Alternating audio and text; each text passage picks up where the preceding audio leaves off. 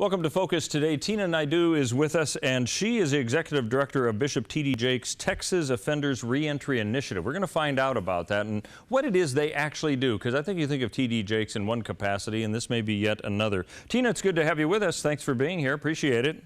Thank you. Thank you for having me. You know what? I want to jump right into the issue that you see with those people who are have a criminal record and how you interact with them.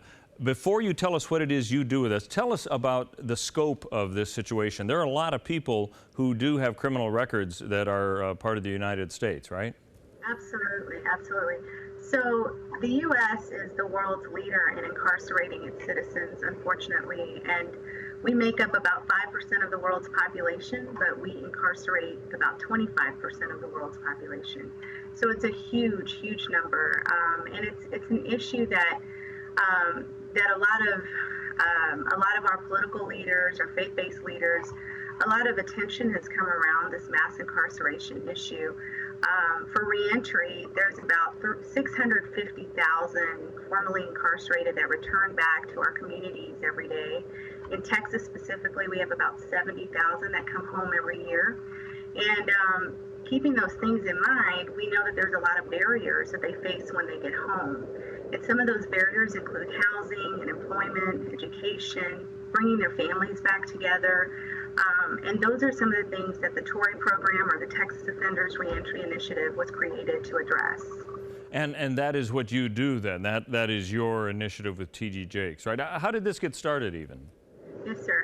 So the Potter's House, which is the church that Bishop Jakes oversees, we have a very vibrant prison ministry. And out of that prison ministry, about 11 years in, we kind of saw this need that kept arising at our door. The name of our church is the Potter's House. So for a lot of reasons, a lot of the inmates that were hearing the message of hope behind the walls when they were returning home, they assumed that the Potter's House was a transitional home that Bishop had built for ex-offenders returning home. Unfortunately, it's the name of our church. But through that need and a lot of inmates inundating our homeless shelters here in Dallas County, we were kind of called upon to address this need. And as a faith-based community, oftentimes we're not really sure what those lines are, how are we supposed to get involved, and those kind of things. So Bishop did something that I thought was very innovative. We have about a 30,000 member church, and he did a gathering of the gifted. And so basically among our parishioners and among our congregation, we have attorneys, we have judges, we have teachers, we have healthcare workers, we have all these different lay professionals who are in our congregation. And so he brought them to the table to say, we need a strategy. We need to figure out what we're going to do to get our arms around this issue. And that's kind of how this program was started back in 2005. Wow. So was this something that you kind of designed yourself, or did you take bits and pieces from what you'd seen elsewhere? Sure. We started, there was a lot of trial and error in the beginning.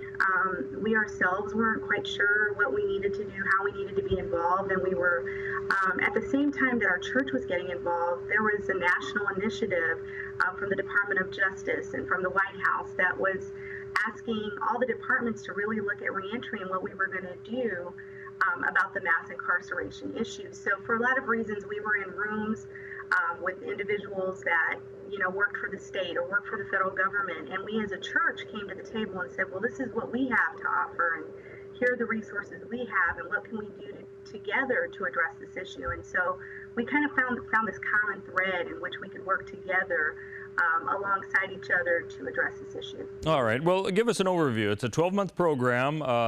When somebody comes in, have they just been released from prison, or what's the scenario there? Sure. We take anyone with a criminal background except for sex offenses because of the resources that are so limited here in our cities.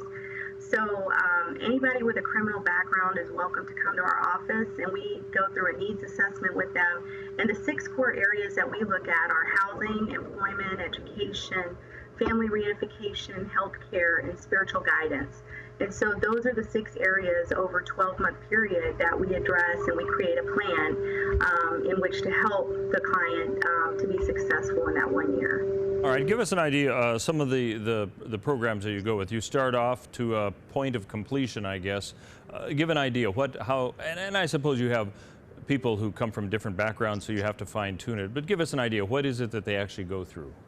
So for instance, when a client comes to us, we initially enroll them in the program, we give them an orientation, and we offer classes that are facilitated by our faith-based volunteers. We have over 200 volunteers.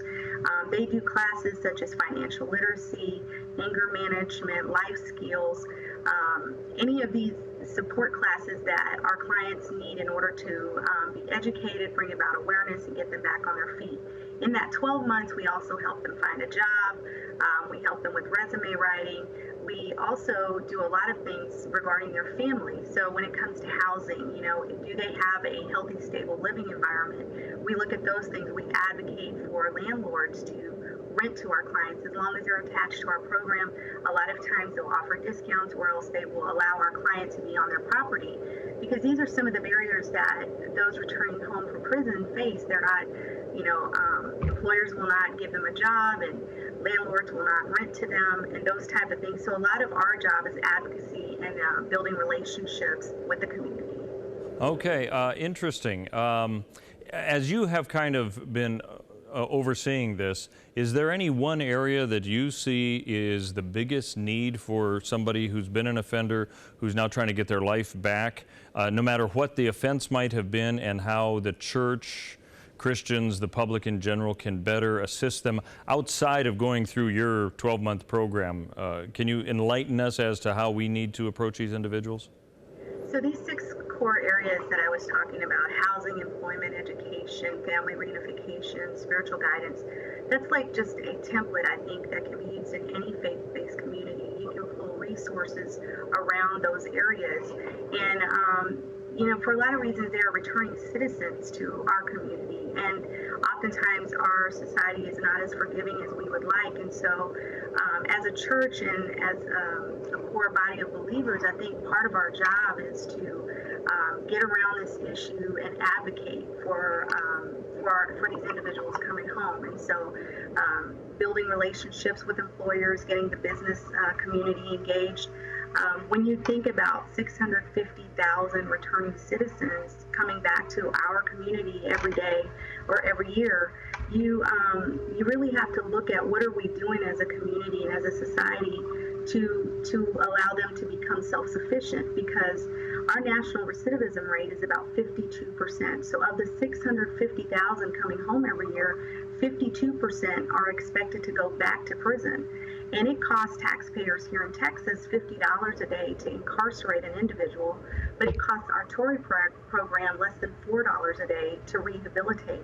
And so over these past 11 years, what we have seen is just by putting in these simple, getting around these core issues and just kind of building and supporting these citizens that are returning home, we've seen a low recidivism rate of about 11%. And we've seen over 10,000 here in Texas over the last 11 years. Oh, okay. I was going to ask you that. So you've been doing this 11 years. 10,000 people have gone through your program. Yes. Wow. What? Any way of telling how successful you have been based on those? Do you follow up afterwards for a period of time as well? Sure. Once someone graduates our program after 12 months, our door is always open to be a lifeline to them. Many of them establish relationships with their mentors and continue to need spiritual guidance, where they lose their job and they need another job. And so, those type of things, we're still there to work with them. But over the last 11 years, when we've seen this low 11% recidivism rate, and I believe that it's because we've just met their basic needs. Every individual, every human needs just basic things like shelter, food, housing, education, those type of things that we offer here in our country. But unfortunately, for those returning home, those options are not even available to them because of their background. And I'm not sure if you're familiar with this, but 1 in 33 Americans are now involved in the criminal justice system.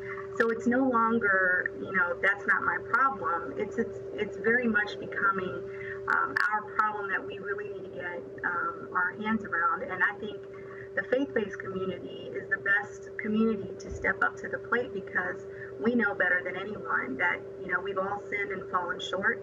And to forgive and to allow someone the opportunity to succeed, I think is just our mantra. It's what we do. And so I think as a Christian community, I think that's something that we really have to offer. And I hope that our believers and our Christian community would really get up behind this issue and help those that are returning home from prison.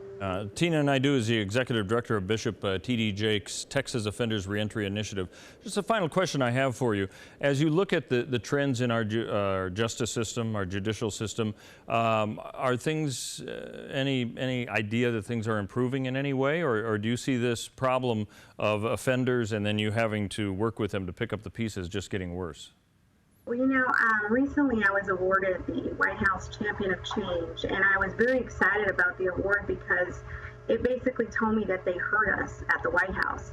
And just in the last 11 years, I've had the opportunity to work with our Department of Justice, our Department of Labor, Health and Human Services, and just listening to how the conversation has changed over the last 11 years, I believe that this is something that we're really kind of turning the tide on, because it is now a bipartisan issue that both sides they agree on that we need to do something about it. So I'm very excited that TORI has been on the forefront of that and been able to make a stand and really get behind this issue. So for that, I'm very excited, and I think this is a great opportunity for the church to be involved. All right. Tina Naidoo, Executive Director for Bishop T.D. Jake's Texas Offenders Reentry Initiative.